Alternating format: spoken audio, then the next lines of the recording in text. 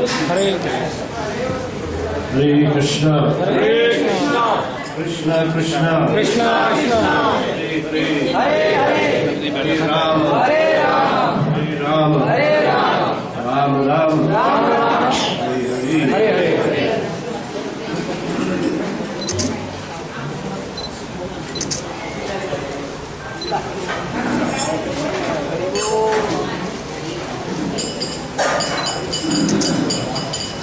जय राधा माधव कुंज बिहारी जय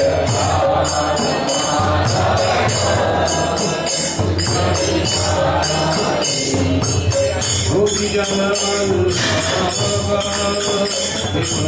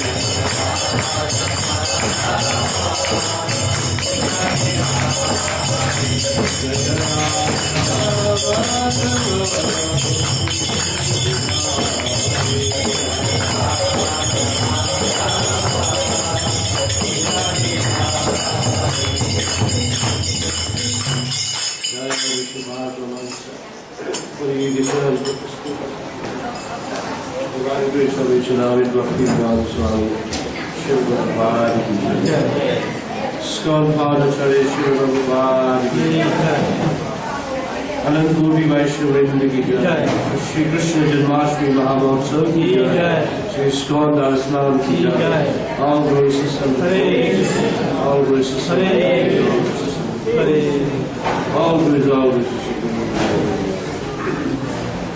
Om Namo Bhagavate Vasudevaya. Om Namo Bhagavate Vasudevaya.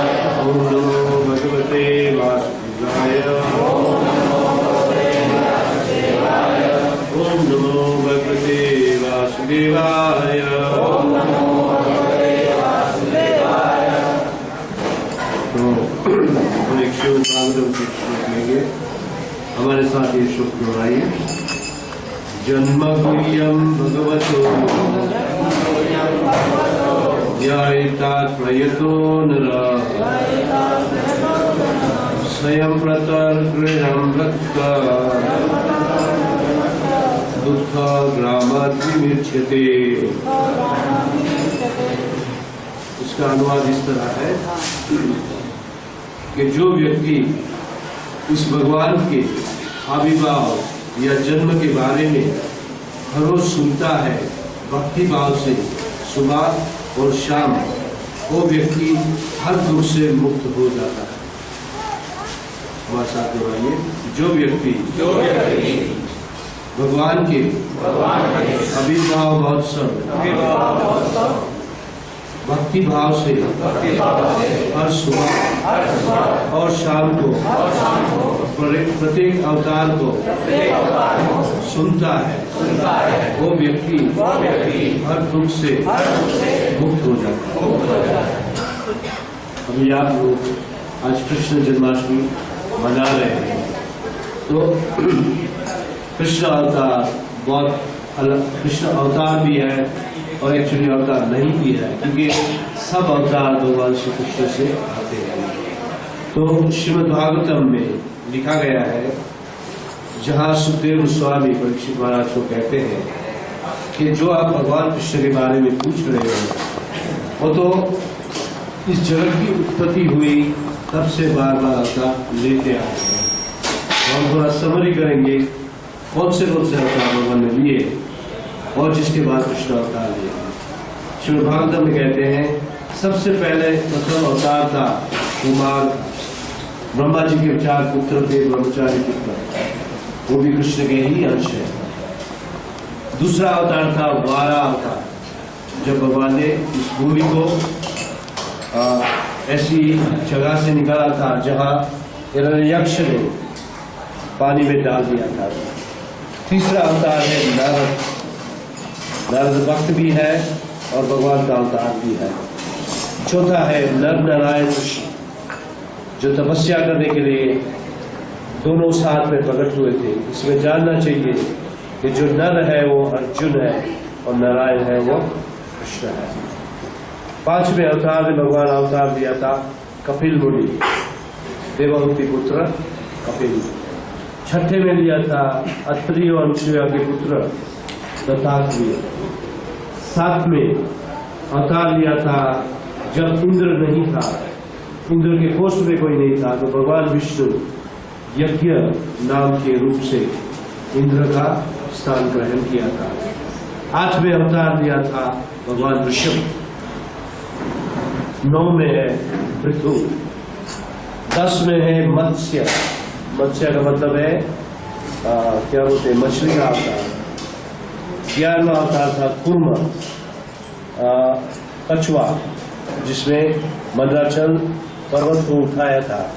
12वां अवतार में लिए थे धनवंतरी, और धनवंतरी का मतलब जो हमारी दवाई जो हम बनाते हैं उसके भगवान या ईश्वर है धनवंतरी। 13वां अवतार था मोहिनी अवतार, जहाँ भगवान ने एक स्त्री का रूप लिया था। 14वां था नृसिंह, भगवान नृसिंह जब प्रहलाद का उद्धार किया था। 15वां था वामन, जब 2 स्टेप में 2 कदम में सब कुछ ले लिया था। 16वां था परशुराम, परशुराम तो आप लोग जानते हो। 17वां था व्यास जी। 18वां था राम अवतार, सीतापति राम। 19वां और 20वां है कृष्ण, बलराम और कृष्ण। तो 20वां अवतार है कृष्ण। और उसके बाद जो अवतार भागवत में लिखा गया था बुद्ध अवतार ऑलरेडी हो चुका है। तो कृष्ण के जाने के बाद 2000 साल के बाद बुद्ध अवतार, और अभी आखिरी जो अवतार है वो आएगा अभी कल की अवतार। तो इन अवतारों को अगर कोई स्मरण करे रोज, इन सब 22 अवतार को, वो इस जगत के दुख से छुटकारा पा सकता है। तो अनेक कारण होते हैं कि भगवान क्यों जन्म लेते हैं। बहुत ऋषि मुनियों के अलग अलग विचार हैं, जो सब विचार भागवत में दिए गए हैं। सबसे पहला विचार यह है कि भगवान कृष्ण इस भूमि में इसलिए आए थे कि उसको एक सत्यवादी राजा चाहिए था, युधिष्ठिर, और युधिष्ठिर की स्थापना करते हैं कौन? भगवान श्री कृष्ण। उसको नहीं चाहिए था कि कोई असुरी राजा रहे, और उस समय इस भूमि का भार बढ़ गया था, इसलिए जरूरी था कि भगवान ऐसा अवतार दे कि जहां असुरों का वध करे और एक नेक राजा बनाए, जो थे महाराज युधिष्ठिर। दूसरा कारण यह है कि यदुवंश में अवतार दिया था भगवान यदु की कीर्ति बढ़ाने के लिए। तीसरा कारण कहते हैं कि वासुदेव और देवकी ने प्रार्थना की थी कि हे भगवान हमारे पुत्र बन के आओ। वासुदेव और देवकी को जानते हो ना, जो बहुत युग युग पहले सुतप और वर्षणी थे और खूब तपस्या की थी सतयुग में, तब भगवान ने यह अवतार धारण किया था। उन लोगों की प्रार्थना के लिए भगवान कृष्ण आए थे। चौथा कारण कहा जाता है कि जब देवताओं दुखी हो गए थे, इस भूमि का भार बढ़ गया था, तो भगवान जन्म लिया था। उसके बाद एक और भी कारण है कि जब ब्रह्मा, जो असल में श्री कृष्ण के एक पुत्र है, ब्रह्मा जी कृष्ण के पुत्र है। कोई कहेगा कैसे, तो भागवतम पढ़नी चाहिए, क्योंकि भगवान ब्रह्मा जी का भी जन्म भगवान कृष्ण ही देते हैं। तो उस ब्रह्मा जब इस भूमि का वजन बढ़ गया था, तो भूमि के साथ शिव जी के साथ अनेक देवताओं के साथ जाके भगवान को स्तुति की थी कि इस भार को उतारो। उस समय भगवान आए हैं कृष्ण के रूप से। कोई कहता है कि भगवान ने जन्म लिया था अपने भक्तों के लिए, क्योंकि जब भगवान जन्म लेते हैं तो लीला करते हैं। ये लीला सुनते सुनते भगवान का भक्त का जीवन एकदम सिद्ध हो जाता है और जीवन खुश होता है। जब हम जो भी अवतार के बारे में सुनते हैं तो बहुत हमारा आत्मा आनंदमयी हो जाता है। तो कोई बोलता है ये कारण के लिए। एक और भी कारण है कि भगवान अवतार लेते हैं, अवतार लेने के बाद हम सुनते हैं, उसका नाम का कीर्तन करते हैं, उसके गुणगान सुनते हैं, जिससे हमारे जन्म और मृत्यु से हम छूट सकते हैं। और कोई उपाय नहीं है। तो बहुत सारे कारण हैं, कम से कम इधर श्रीमद् भागवतम में कहते हैं 7 कारण, मगर जो अंतिम कारण है जो हमने अभी अभी कहा वो सबसे श्रेष्ठ है। भगवान अवतार लेते हैं, जैसे लिखा गया है भगवद गीता में, परित्राणाय साधूनां विनाशाय च दुष्कृतां धर्म संस्थापनार्थाय संभवामि युगे युगे। हर युग में भगवान अवतार लेते हैं 3 कारण के लिए, साधु का उद्धार करने के लिए, असुरों का नाश करने के लिए और धर्म की वापस स्थापना करने के लिए। मगर इन 3 कारण में से सबसे श्रेष्ठ कारण है कि अपने साधु का उद्धार करेंगे, अपने भक्तों का उद्धार करने की। क्योंकि भगवान तो आते हैं, उद्धार भी करते हैं, उसके बाद जितने भी भक्त आते हैं वो सिर्फ उसके गुणगान सुनने से वो भगवान के सामने जा सकते हैं। तो भगवान की कथा या भगवान के बारे में सुनना जरूरी है। जैसे जन्माष्टमी आती है, साल में एक ही बार आती है। हम लोग जानते हैं कि भगवान तो ऑलरेडी जन्म ले चुके थे 5000 साल पहले। और ये जन्माष्टमी क्यों मनाते हैं कि वापस हम हमारी जो क्या बोलते हैं मेमोरी, क्या बोलते हैं हमारी शुद्ध बुद्धि जो है, वापस हम कृष्ण को याद करें। और जितना हम उसके बारे में सुनते हैं तो हम उसकी तरफ हमारी गति लगती है। और भगवान की कथा ऐसी है कि आप एक ही कथा अगर 1000 बार भी सुनो तो भी आपको अच्छी लगेगी, क्योंकि भगवान की कथा कोई साधारण कथा जैसे नहीं होती है कि जहाँ व्यक्ति जो है सुनने के बाद थक जाता है कि नहीं ये नहीं देखना है या ये नहीं सुनना है। भगवान की कथा बार बार लोग सुन सकते हैं। जैसे कोई भी कथा लो, या कृष्ण की लो, या राम जी की लो, द्वारा की लो, वामन की लो, या नरसिंह का अवतार लो, कोई भी अवतार। और इन अवतारों में से सबसे श्रेष्ठ अवतार है तो भगवान श्री कृष्ण। जब गुण की बात आती है तो कुछ दिन पहले हम ये बात चर्चा हो रही थी कि कितने गुण हमारे में होने चाहिए अगर हमारे को ब्रह्मा बनना है। तो लिखा जाता है शास्त्र में कि कम से कम 78% गुण होने चाहिए तो हम ब्रह्मा बन सकते हैं, जिसमें हम 100 जन्म सत्य बोले, एक भी झूठ ना बोले। तो ये क्या संभव है? पॉसिबल नहीं है। और इससे 12 गुण ज्यादा है शिव जी बनने में, क्योंकि शिव जी का स्थान ब्रह्मा से भी ऊंचा है, क्योंकि वो भगवान के बहुत करीब है और भगवान के बहुत प्रिय है। और वैष्णव में से सबसे श्रेष्ठ है तो महादेव जी शिव जी। इसलिए अगर किसी को शिव जी का गुण चाहिए तो वो 78 के बदले 84 होने चाहिए। और अगर किसी को नारायण रूप बनना है या नारायण के जैसा बनना है तो कम से कम 96, क्या बोलते हैं हिंदी में, क्या कहते हैं, 96% गुण होने चाहिए। मगर अगर कृष्ण बनना है तो फिर 100%। तो 96 और 100 में कितना डिफरेंस हुआ? 4। तो 4 वस्तु से भगवान श्रेष्ठ है कृष्ण। तो कोई पूछता है ये 4 गुण कौन से श्रेष्ठ है? तो सबसे पहले गुण प्रभु गोस्वामी समझाते हैं कि एक ही अवतार में भगवान वेणु धारण करते हैं। वेणु जानते हो ना, क्या बोलते हैं? बंसी। वेणु माधुर्य।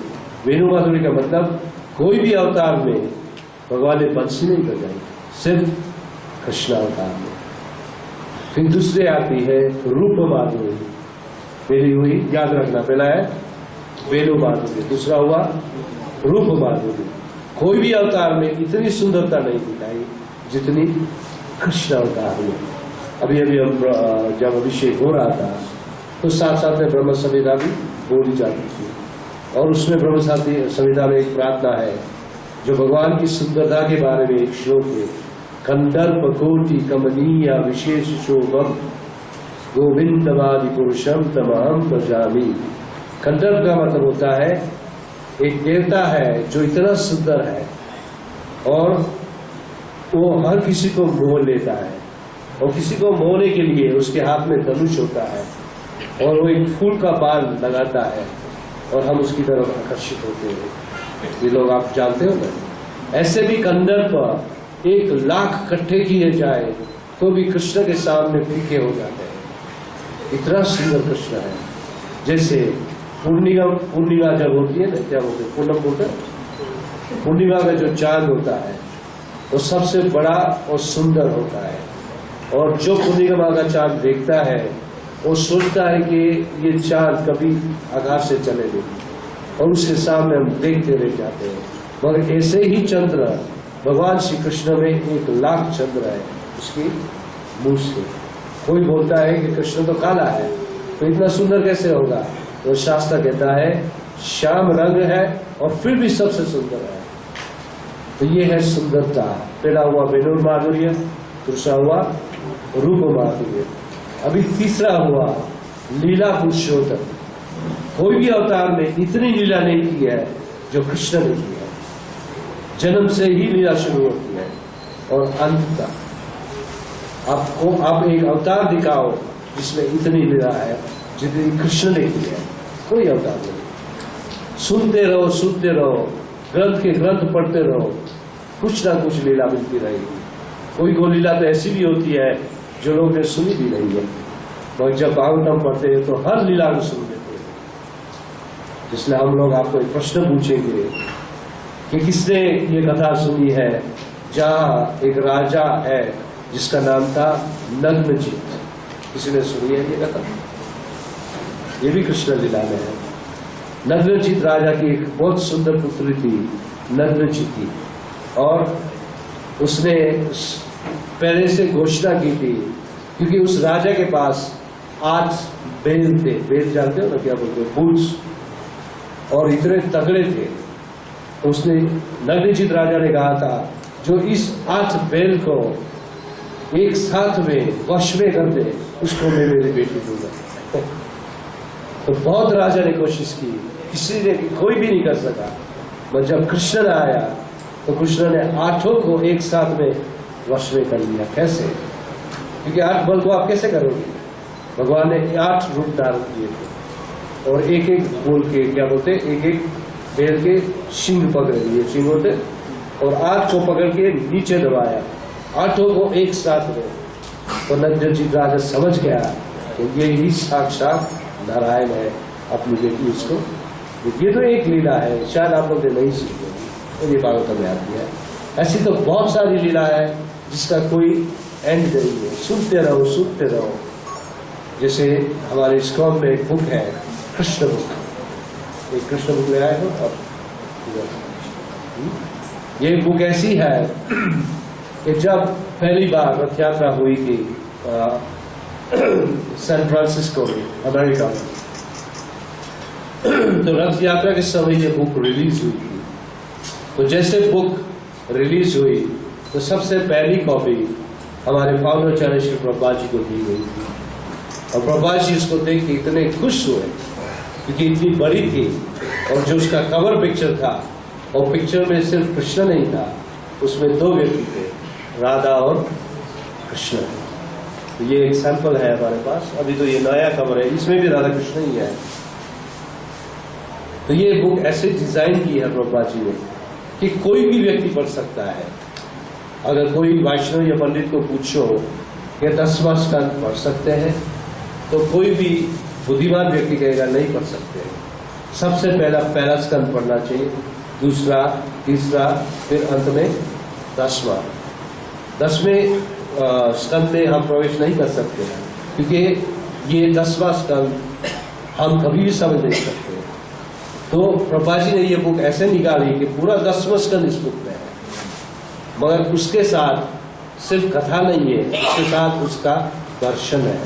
तो जैसे हम दर्शन पढ़ते रहते हैं तो ये कृष्ण बुक आपको समझ आती है, और फिर आप पहचान सकते हो कि कृष्ण है क्या। तो ये लीला जो है, भगवान श्री कृष्ण का जो तीसरा गुण है, लीला पुरुषोत्तम। अभी कौन सा हुआ, किसको याद है? पहला कौन सा है? वेणु माधुर्य। सबसे पहला है, कोई भी अवतार ने बंसी नहीं बजाई, सिर्फ कृष्ण अवतार ने। कोई भी अवतार ने इतनी सुंदरता नहीं दी थी जितनी कृष्ण अवतार ने। और तीसरा है लीला पुरुषोत्तम। उसकी लीलाएं हजारों एंडलेस लीला है, सुनते रहो और कभी भी खत्म नहीं होती। और चौथा हुआ भक्त वत्सल। कोई भी अवतार में भक्त के साथ प्रेम नहीं करता जितना कृष्ण करता है। आप देखा हो कि कौन से अवतार में भगवान शायद एक भक्त के साथ उसका संबंध होगा, या 2 या 10, और कृष्ण अवतार में तो पूरा लिस्ट लिखोगे, इतना प्रेम था अपने भक्त के लिए। भक्त का नाम सुन के भगवान दौड़ के जाते हैं उसको मिलने के लिए। कौन सा था वो भक्त ऐसा? सुदामा। सिर्फ नाम सुना सुदामा आया है तो रुक्मिणी को कहती है कृष्ण नंगे पांव निकला था सुदामा को मिलने को। इसी तरह हम लोग भी अगर उसका नाम लेते हैं, हरे कृष्ण कृष्ण कृष्ण हरे हरे, हरे राम राम राम, तो भगवान भी हमारे पास आते हैं। हम देख नहीं सकते, क्यों? ब्रह्म संहिता में कहते हैं, प्रेमांजुन चरिता भक्ति विलोचनेन संत सदैव हृदयेषु विलोकयन्ति यत् श्याम सुंदरम गोविंदमादि पुरुषं तमहं भजामि। ये प्रेम है। ब्रह्म संहिता में कहते हैं, जब तक इस आंख पे प्रेम का आंजन नहीं लगाते तब तक कृष्ण को नहीं देख सकते। आंजन जानते हैं? ये माताएं लगाती है, क्या बोलते हैं? काजल। तो संस्कृत में आंजन कहा जाता है। प्रेम आंजन चुरिता। जब तक प्रेम का आंजन इस आंख पे नहीं लगाते कृष्ण नहीं दिखते। तो हम तो कहेंगे कि हमारे में तो लगा हुआ है। कितना लगा हुआ है? हमारी आंख में या स्वप्न निकल लगा होता है, या नफरत लगी होती है, या ईर्ष्या लगी होती है, या कुछ प्लान्स लगे होते हैं, और कृष्ण प्रेम का आंजन नहीं लगा होता। जब कृष्ण प्रेम का आंजन लग जाता है तो कृष्ण हम तुरंत देख सकते हैं। तो ब्रह्म संहिता में ये ब्रह्म संहिता लिखी किसने है? ब्रह्मा जी ने खुद। और कब लिखी थी? जब ये सृष्टि की रचना हुई। कभी कभी हमारे हिंदू भाई कहते हैं कृष्ण का अवतार तो अभी हुआ था। तो ब्रह्मा जी कृष्ण के बारे में पहले से कैसे जानते हैं? इसका मतलब ब्रह्मा जी कृष्ण को पहले से ही जानते हैं कृष्ण कौन है, क्योंकि उनमें से ही ब्रह्मा जी बने हुए हैं। तो जब हमारी आंख में ये प्रेम का आंजन लगता है तुरंत हम कृष्ण को देख सकते हैं। तो हमारे भक्ति सिद्धांत सरस्वती ठाकुर, जो हमारे फाउंडर के गुरु, प्रभुपाद जी के जो गुरु है, वो अपने ग्रंथ, अपनी शिक्षा में लिखते हैं कि कभी भी भगवान को देखने की कोशिश नहीं करनी चाहिए, क्योंकि ना तो हम उसके काबिल है, ना तो हम ऐसे जिद कर सकते हैं, ना तो हम सक्सेसफुल बनेंगे। मगर अगर भगवान को देखना है तो उसका एक ही उपाय है कि ऐसी भक्ति करो कि वो खुद तुम्हें देख रहा है, देखने भी आएगा, प्रकट भी होएगा, यहाँ तक कि तुम्हारे को आलिंगन भी करेगा। ये कृष्ण का रहस्य जानना चाहिए। तो ये जन्माष्टमी के बारे में जितना जन्माष्टमी के महोत्सव पे हमें ये एक वस्तु हमको सीखनी चाहिए, ये एक वस्तु का हमको कंप्लीट नॉलेज होना चाहिए कि परम भगवान श्री कृष्ण है। ये जितने भी अवतार भगवान ने धारण किए हैं वो अवतार कहा जाता है, कृष्ण का अवतार नहीं कहा जाता है, अवतार ही कहा जाता है। जो कि एक लाइन में जब बोलते तो अवतार ही बोल देते हैं, मगर एक श्लोक है श्रीमद् भागवत में जहाँ कहते हैं कि जितने भी अवतार हैं भगवान श्री कृष्ण के अंश है या अंश के अंश है या अंश के अंश है, मगर स्वयं भगवान कौन है? भगवान श्री कृष्ण। तो इतना विश्वास जब हम में लग जाता है, हमको हो जाता है, तो इस जगत में दोबारा आना नहीं पड़ता। और इतना ही नहीं, आप हर पाप से मुक्त हो जाते हैं। ये गारंटी दी गई है श्रीमद् भागवत गीता में। भागवत गीता में अगर 10वां अध्याय पढ़ो तो तीसरा या चौथा श्लोक, एग्जैक्ट नंबर में कोई याद नहीं है, यहाँ भगवान कहते हैं जो मुझे जानता है और वो हर पाप से मुक्त हो जाता है। जो मुझे मीन्स कृष्ण को जानता है तो हर पाप से विमुक्त हो जाता है। मुक्त नहीं, विमुक्त मीन्स कंप्लीटली मुक्त। मुक्त के आगे शब्द लिखा है विमुक्त मीन्स 100% वो मुक्त हो जाता है। तो कोई लोग बोलते हैं हम इसमें मानते हैं उसमें मानते हो, ठीक है, आप जिसमें भी मानो ठीक है, मगर जब मुक्त की बात आती है, विमुक्त होना है, तो कृष्ण के पास ही आना पड़ेगा। इसलिए कृष्ण के पास क्या बोलते हैं, उसके बस में है कि किसको इधर रखना है और किसको छोड़ना है। जैसे प्रभुपाद जी एक उदाहरण के लिए बहुत सिंपल दृष्टांत के लिए कथा कहते थे कि एक बार एक गवर्नर होता है, क्या बोलते हैं, सरकारी व्यक्ति, वो जेल में गया देखने के लिए कि जेल का वातावरण कैसा है और कैदी लोग क्या ठीक तरह रह रहे हैं कि नहीं। तो जब जेल में देखा फिर उसने एक मीटिंग रखी जहाँ सब कैदी को बुलाया और गवर्नर एक कुर्सी पे बैठा और कैदी को बैठे बोला आप लोग भी बैठा हो।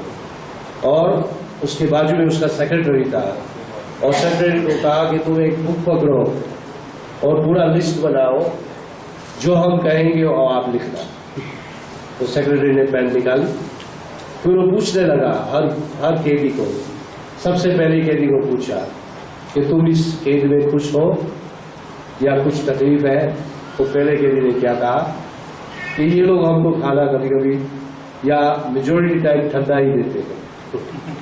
तो गवर्नर ने कहा लिखो गर्म खाना सबको मिलना चाहिए। दूसरे को पूछा तुम्हारे को कोई तकलीफ है? बोलते हैं हाँ, जब ठंडी होती है तो ये लोग हमको एक ही ब्लैंकेट देते हैं, हम जब दूसरी ब्लैंकेट मांगते हैं तो ये लोग मना कर देते हैं।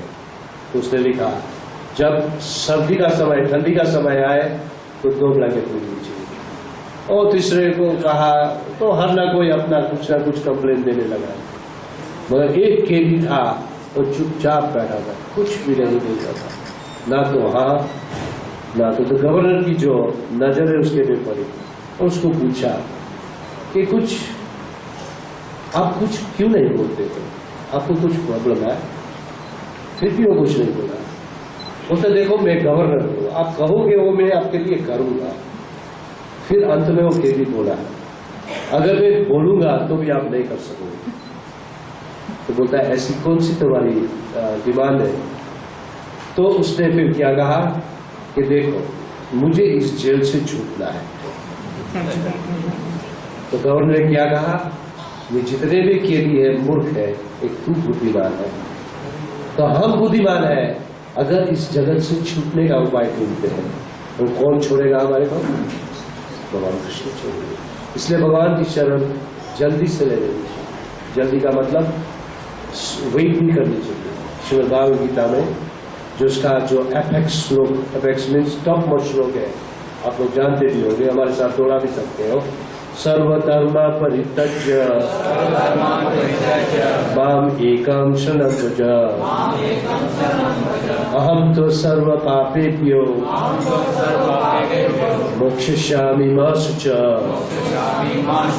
या भगवान कहते हैं कृष्ण अर्जुन को तुम सर्व धर्म को छोड़ दो, सब धर्म को छोड़ दो और मेरी अकेले की शरण में आ जाओ। सर्वधर्म परित्यज्य माम एकम, दूसरों की शरण में नहीं, मेरे अकेले की शरण में। अहम तो सर्व पापेभ्यो, मैं तुम्हारे सर्व पाप को छोड़ दूंगा। मोक्षयिष्यामि मा शुचः, मैं तुम्हें गारंटी देता हूं, मैं तुम्हें मुक्त कर दूंगा, और इस बात में तुम डरो मत, सोचो मत, डरो मत, सोचो मत, हिचकाओ भी मत, तुरंत शरण दे दो। तो इस श्लोक के पहले भगवान एक ऐसा श्लोक देते हैं जो पूरी भागवत गीता का रहस्य है इसके अंदर, जिसमें भगवान 4 वस्तु करने के लिए कहते हैं। मन मना भाव मत भक्तो मत याची मम नमस्कुरु मम में वशेषि सत्यम ते प्रति जाने प्रियो असिने। तुम्हारा मन मुझ में लगाओ, मेरा भक्त बनो, मुझे बार बार नमस्कार करो और मेरी शरण लो। 4 वस्तु कहते हैं। ये 4 वस्तु नहीं कर सकते तो भगवान कहते हैं एक वस्तु करो। वो क्या है? मेरी शरणागत हो जाओ। तो ये शरणागत वस्तु जो है कुछ सरल वस्तु नहीं है जैसे हम करते थे। तो क्या कहते हैं? बस मैंने हाथ जोड़ दिया और मैं शरण ले लिया। हाँ, विचार अच्छा है, क्योंकि ये विचार दोनों भगवद गीता और रामायण में कॉमन है। रामायण में भी रामचंद्र कहता है, भगवान रामचंद्र कहते हैं कि कोई भी जीव अगर मेरी शरण में उसके जीवन में सिर्फ एक ही बार लेता है तो जीवन भर में उसका हो जाता हूं। इसको याद रहा है? कितनी बार लेने के बोलते हैं? एक ही बार। और हम लोग एक बार तो लेते हैं कम से कम, जब हमारे में थोड़ा क्या बोलते हैं ठोकर लगती है तो मंदिर आते हैं और राम जी के सामने खड़े होके कहते हैं, हे राम मैं तुम्हारी शरण देता हूं। तो हम फिर निकलने के बाद शायद रखेंगे याद या भूल जाएंगे, मगर रामचंद्र कभी नहीं भूलते। रामचंद्र को एक बार कह दिया कि मैं तुम्हारी शरण ले लूं तो देता है, और आप भाग भी जाओगे तो तुम्हारे को पकड़ लेगा। आओ ये भगवान का कहना है। और रामचंद्र की रीत जानते हो, जान जाए पर वचन न जाए। और भगवद गीता में भी सेम श्लोक है, बहुत थोड़ी अलग भाषा में, तो जहां भगवान कहते हैं कि जा कह दो अर्जुन कि मेरे भक्त का कभी भी नाश नहीं होगा। भगवान खुद कह सकते तो अर्जुन को क्यों कहा? क्योंकि उसको पता है कि कृष्ण अवतार में भक्त के लिए भगवान कुछ भी करेगा। जिससे आप लोग ये घटना चाहते हो कि एक रात को दुर्योधन जाके विश्व को कहा कि मैं जानता हूं आप पांडव को नहीं मारोगे क्योंकि आपको पांडव बहुत प्रिय है। इसको टॉन्टिंग भाषा में कहा था। मीन्स क्या बोलते हैं टॉन्टिंग को?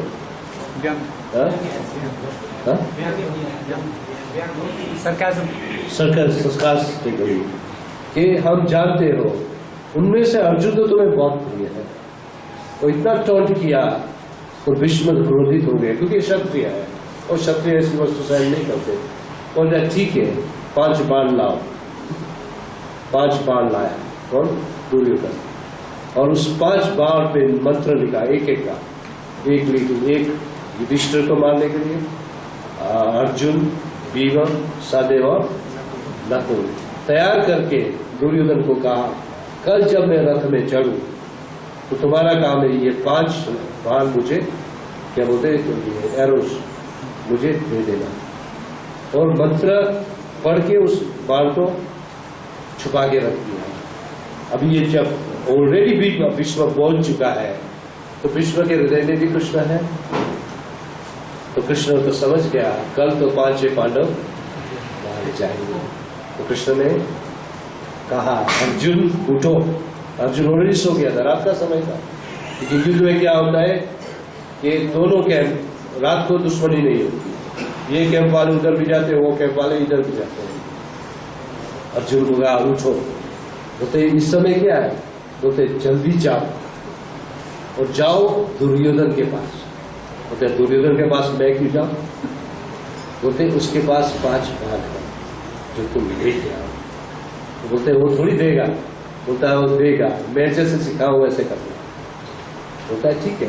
जब उधर जाओगे वो बाण अंधेरे में, उस समय में ग्रीन फ्लाई होती है, क्या बोलते हैं रात को एक मच्छर कीड़ा होता है वो लाइट जैसे दिखता है, क्या बोलते हैं जुगनू।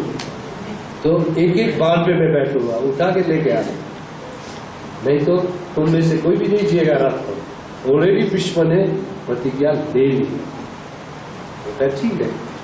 अब उस समय अर्जुन गया। अभी आप लोग जानते हैं कि अर्जुन की आयु दुर्योधन से कम है, तो जैसे गया तो उस समय कोई वैर नहीं है दुर्योधन को, बोलते हैं आओ वत्सा क्या सेवा करो। तो अर्जुन बोलता है कि मुझे कुछ बाण चाहिए। बोलते बाण चाहिए? तुम्हारे पास बाण की कमी है क्या? बोलते नहीं नहीं नहीं, तुम्हारे पास ऐसे बाण है जो मेरे को चाहिए। बोलते जाओ तो जाके ले लो, जो भी चाहिए ले लो। अर्जुन गया अंदर, वही बाण उठाया जो भगवान ने कहा था, उठा के अभी दुर्योधन को पता भी नहीं कि कौन सा बाण लेके गया। और जब लेके चला गया, सुबह जब विश्व बैठे रथ पे, बोलते हैं दुर्योधन बाण लेके आओ। दुर्योधन जब बाण लेने गया तो एक भी बाण नहीं था, जो 5 साल सिलेक्टेड एक भी। बोलता ये बाण कहाँ गए? बोलता रात को कोई आया था इधर? बोलता है हाँ। कौन आया था? अर्जुन। विश्व उस समय हंसने लगे, हंसने इसलिए लगे। और दुर्योधन को क्या कहा, जब तक कृष्ण है इन 5 बाणों को कोई नहीं मार सकता, जब तक कृष्ण है। फिर भी उसने कोशिश की नेक्स्ट डे मारने की। ऐसा बाण चलाया एक के बाद एक कि अर्जुन बाण निकाले उसके पहले उसके पे बाण लगता था। उसको इतना टाइम नहीं था, इतनी स्पीड से बाण चलाया। और फिर एक बाण उसने ऐसे चढ़ाया, इस समय में अर्जुन का गला ही काट दिया।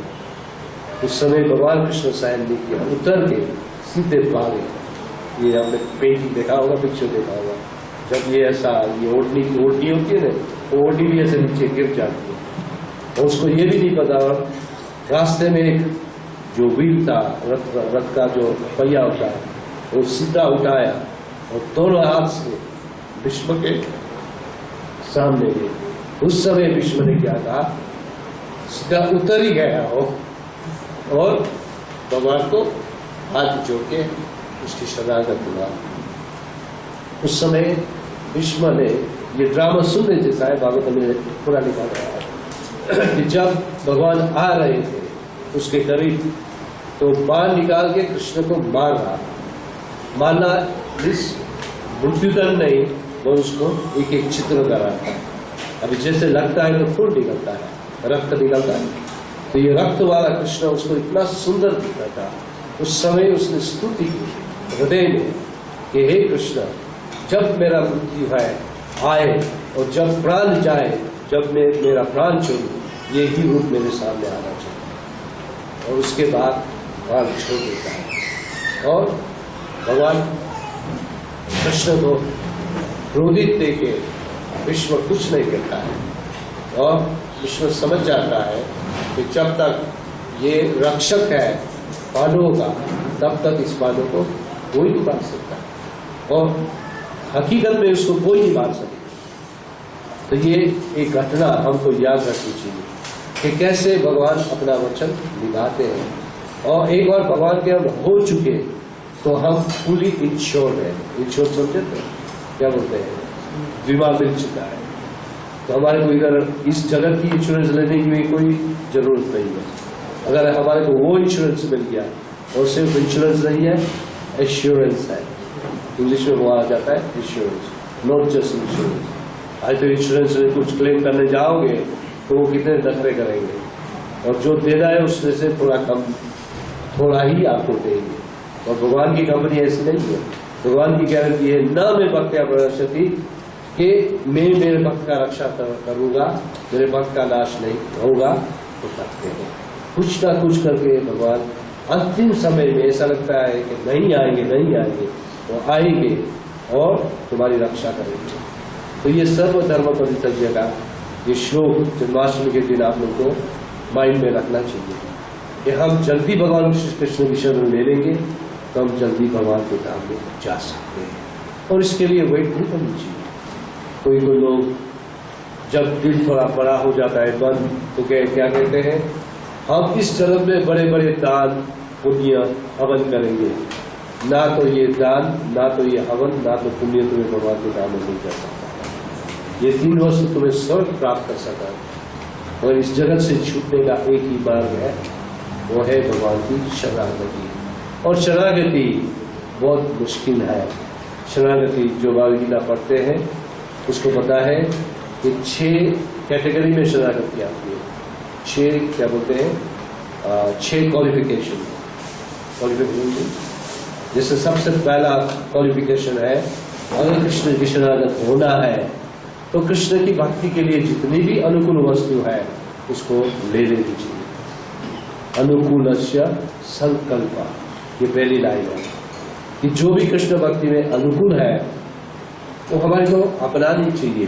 तो आप में से कोई व्यक्ति है कह सकता है कि कौन सी वस्तु अनुकूल है भगवान की भक्ति में? एक नहीं, बहुत वस्तु है। कोई सैंपल है तुम्हारे पास? कौन सी वस्तु भक्ति में काम आती है? अनुकूल। अनुकूल मीन्स फेवरेबल। यस करो। हाँ, प्रभु जी बोलते हैं मन को वश में रखना, और यस ट्रू, और महामंत्र का जाप। कलयुग के लिए सबसे श्रेष्ठ है महामंत्र का जाप। हरे कृष्ण कृष्ण कृष्ण हरे हरे, हरे राम राम राम हरे हरे। इसके अलावा रूप गोस्वामी 6 वस्तु बोलते हैं, अनुकूल कहते हैं। उत्साह होना चाहिए। उत्साह जानते हो ना? एकदम उत्साह होना चाहिए भक्ति के लिए। ऐसा नहीं कि माला कर रहे हो सो जाते हो, भगवान के मंदिर में आ गए ऐसे मरे हुए। उत्साह, उत्साह, निश्चय। निश्चय का मतलब होता है डिटर्मिनेशन होना चाहिए, मुझे भक्ति करनी है, इसको कहा जाता है उत्साह, निश्चय, धार्य। धार्य को इंग्लिश में कहा जाता है पेशेंस, गुजराती में या हिंदी में कहते हैं धीरज।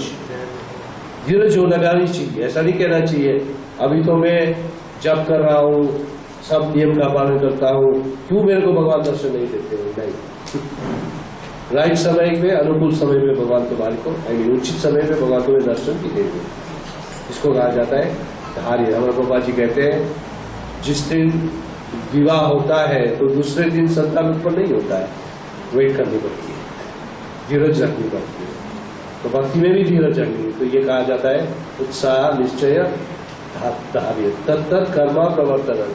जो हमारे गोस्वामी जी जो कर चुके हैं उसी कदम पे हमारे को चलना चाहिए। 4 नियम का पालन करना, 16 का जाप करना।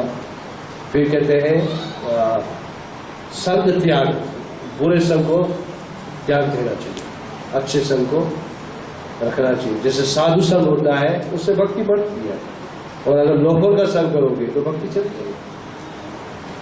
और फिर अंत में कहते हैं जहाँ संग त्याग, ये इसको क्या कहा जाता है? धीरज, सॉरी पहला कौन सा था? उत्साह, निश्चय, धार्य, तत्त कर्म प्रवर्तन, संग त्यागे, सतोवृत्ति। सतोवृत्ति में सत्यवादी जीवन होना चाहिए, सच बोलना चाहिए और सच्चे व्यक्ति होना चाहिए। तो इन 6 को इकट्ठा करो, उसको कहा जाता है अनुकूल। और प्रातिकूल की वस्तु जो भगवान की भक्ति में बाधा बन सकती है, तो आप में से कह सकते हैं कौन सी वस्तु बाधा बन सकती है?